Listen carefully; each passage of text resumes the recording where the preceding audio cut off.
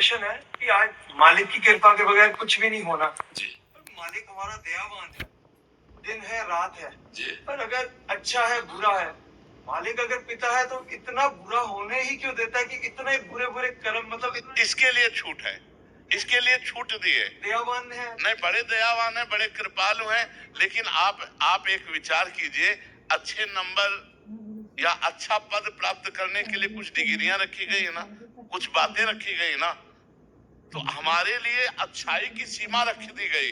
अब हम अच्छाई तक तो चल नहीं रहे और बुराई की तरफ चल रहे, दोनों में स्वतंत्र रखा गया है। अब उसने क्यों स्वतंत्र किया, ये प्रश्न हम नहीं कर सकते।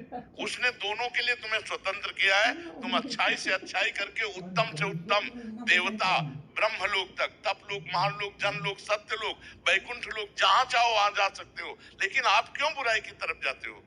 छूट उसने दोनों की दी है। आप बुरे से बुरा कर सकते हो, वो नहीं रोकेगा। आप अच्छे से अच्छा कर सकते हो, वो नहीं रोकेगा। दोनों के लिए आपको छूट दे दी गई है। अब ये कह दो कि वो दयालु है तो बुराई बनाई ही क्यों, ऐसा नहीं हो सकता। सीमा एक जैसे मालिक की खेल है। सीमा तो है, जब ज्यादा बुराई करोगे तो तुम्हारा विनाश कर देगा, ये सीमा है।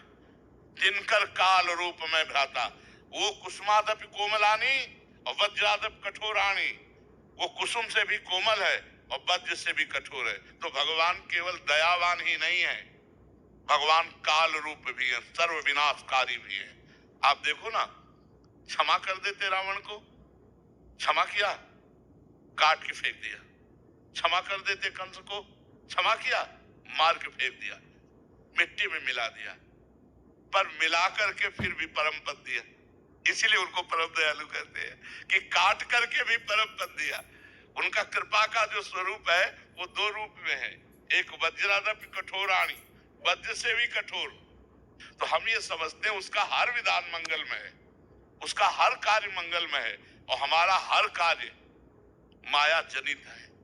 हमको होश में चलना है, नहीं हम वो विधाता। जैसे देखो, आप अच्छे कर्म करते हैं, जब हमारे बच्चे खेल में, तो प्रधानमंत्री उनसे बात करते हैं, प्रधानमंत्री। लेकिन वही जब गलत काम करता है तो न्यायाधीश उसे फांसी दे देता है। तो हमारे कर्म हमको दंड और पुरस्कार दिलाते हैं।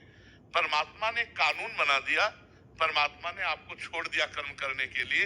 अब आप जो जैसा कर्म करेंगे वैसा आपको फल मिलेगा। अवश्य में भोक्तव्यम कृतम कर्म शुभाशुभ। अब वो इतना महान है कि अगर वो कि ये तुम कर्म नहीं कर सकते, वो रोकेगा तब जब आप उसकी शरणागत हो जाओगे, तब आपको रोक देगा। और जब उसके शरणागत नहीं होगे अहम में, तो दोनों की छूट है। आप चाहे जितना पाप कर लो, आप चाहे जितना पुण्य कर लो, हिसाब आपको भरना पड़ेगा।